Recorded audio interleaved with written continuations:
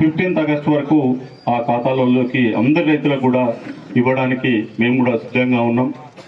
మన DCCB bank ద్వారా మన మెదక్ జిల్లాలో ఒక 450 కోట్లు ఉంటే ఈ తెలంగాణ స్టేట్కి మా డిసిసిబి బ్యాంక్ తర్వాత దాంతో 5,000 కోట్ల రూపాయలు రుణమాఫీ అనేది రైతులకు రావడం జరిగింది. అది ఎట్టి పరిస్థితుల్లో కూడా ఒక 1 monthలోనే స్టార్ట్ చేసి వాళ్ళందరి రైతుల ఖాతాలలోకి ముఖ్యమంత్రి గారికి ఒకటే పట్టుంది. ఫస్ట్ మనమందరం కూడా రుణమాఫీ చేస్తామన్నాం. 32,000 కోట్లు చేయలేరు అని అంటా ఉన్నారు.